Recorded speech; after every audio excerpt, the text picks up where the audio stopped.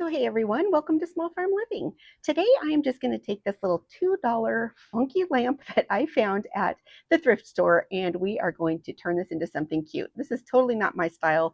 The shade doesn't even go with the base. I'm not even sure if it came with it or not, but we're going to spray paint this all white. First I'm going to take my little hand sander, go outside and just rough up this really shiny surface so that the paint sticks really well. And there is a little brass ring at the top of this lamp, and I don't want that to get painted. So I'm going to take some of this painter's tape and just wrap it around there. Now I will also wrap the rest of the top of this, but I'll do that off camera. Now at the base where the cord goes into the lamp itself, I just kind of did the tape at a little bit of an angle point at one end so it's stuck in there, and then just wrapped a little portion of the cord so the spray paint doesn't get all over that as well.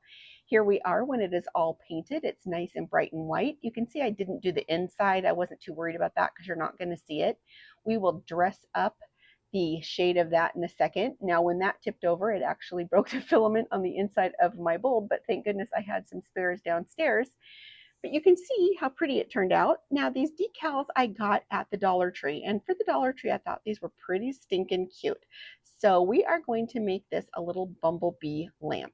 Now on the shade, I thought what I would do is take one of each one of the styles of these bumblebees, because when I counted it looked like there were about 4 different flight patterns on here. One thing I will tell you about these little decals is they stick super fast and super quick. And I was kind of afraid at this point to try and lift it back up because that one stuck down before I was really ready. Thankfully, it landed in a good spot. And now you can see how that looks against the white shade. And I was just trying to decide which flight pattern I wanted to do next. I just kind of want to get them evenly spaced around the outside. Now this is the biggest one of the whole flight pattern because his wings are spread way out, but you can see how it just constantly wants to suck down and get onto the surface there. So I was very careful, got him put on there, got him all smoothed out.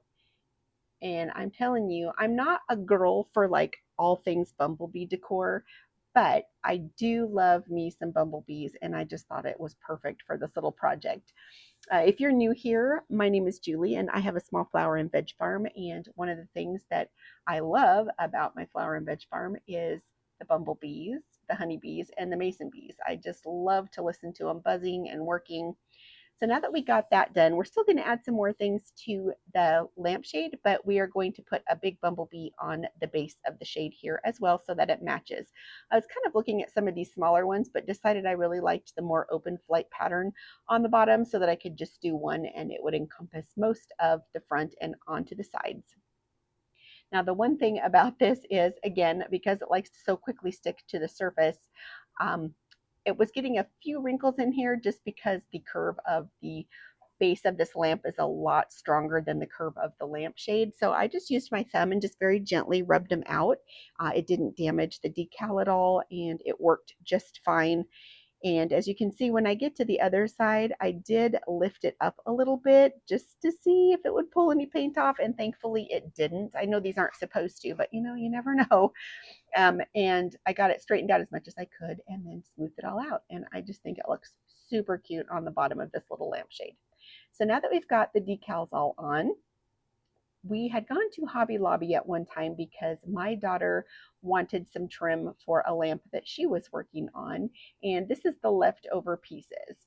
So the bottom of the lampshade, I'm going to use this really fun and whimsical, like frilly fringe. And that's going to go all around the base here. And for measuring, I'm not real technical. I'm just going to wrap it around the base. And then I thought, you know what, I better start at the seam in the back. So if I lose a hold of it, which happens more times than I care to admit, my fingers fumble and stuff falls out of them. I just wanted to know where my start and stop point was. So I just wrapped it all the way around until I got back to the seam on the back of the shade. And then I cut a little bit extra over because with the trim like this, I like to have just a little bit of overlapping where they come together. So I'll cut the bottom string off. And now the top trim that we're going to put around the top of this lamp, it's also from Hobby Lobby, but it's like thick. It was a lot thicker to work with than the bottom fringe. So I just did the same thing. I just wound it around the top until I got my measurement. And because this is so thick, I didn't really want overlapping. So I cut it, I would say just the slightest hair longer than making it even. So just to be sure, and I knew I could cut off the excess. So this likes to fray a lot. So I'm just taking some hot glue and I'm just very gently tapping each end so that it stops any fraying before I start working with it. And then starting at the seam in the back of the lampshade, I'm just going to put down a strip of hot glue. And then I am going to start adhering my trim. Now, sometimes when I do things in a circle with trim or anything else, I'll just do tack points here and there around the top. But because this is a lampshade and I wanted to be sure that it was just stuck on there really well, I put a thick bead of hot glue around each section that I worked on so that I had complete coverage all around the top.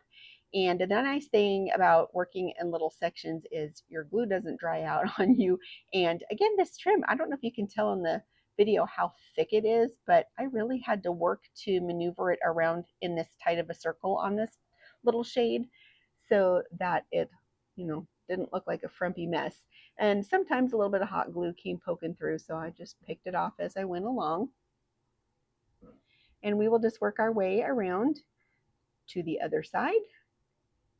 And then again, I have just the slightest bit that could overlap, but I was able to maneuver that to where it fit all on there nice and pretty. So that is what the top layer is looking like. And now we're going to do the bottom. So I will get my hot glue started again at the back seam. And then when I picked up this trim, I was looking at it and I realized there in fact is a front side and a back side to this trim. So I just made sure that I was getting the front side pointing outward and attached that onto there. And thankfully this trim is a lot softer and a lot more flexible. And I'm just gonna do the same thing, working my way around the bottom until we're all done. And here is where it's going to overlap. And the reason why I like these fringes to overlap is because sometimes if you get them just butted up on the ends, there tends to be a gap in the fringe as it's hanging. And if you overlap it just slightly, it just hides that and gives it illusion of one solid piece all the way around. Now you can see that the fringe is super long, and this is made for a much bigger lamp. This is just a really tiny little thing. But I am going to trim the fringe up. Let me get you a different view here. You can see how it hides the little ladybug. Oh my gosh, you can tell I'm farming in the sun too much, can't you? The little bumblebee on the lamp base itself is hiding under this fringe. So we're going to trim it up. I'm just going to take my scissors, and I did not measure. I just eyeballed it all the way around. Thankfully, I tend to have a pretty good eye for making things level. Not all the time, but it worked out this time. And you can see now, you can see the bumblebee under there. So this is what it looks like when it's all trimmed up. Now I do have the light on in the lamp, but I have a light backlit on it, so it's hopefully showing up better for you. But I just love the black and white on this. Such a different transformation from what this little funky light started out with. This would be so cute with my little farmhouse decor, which I'll have a video on some farmhouse decor coming up. But I'm just doing this one project for you today since the farming is taking up so much of my time right now. But let me know what you think of this. I just love this little fringe. Cute, cute, cute. So I hope you're all having a great day. I appreciate you hanging out with me, and I will see you next time.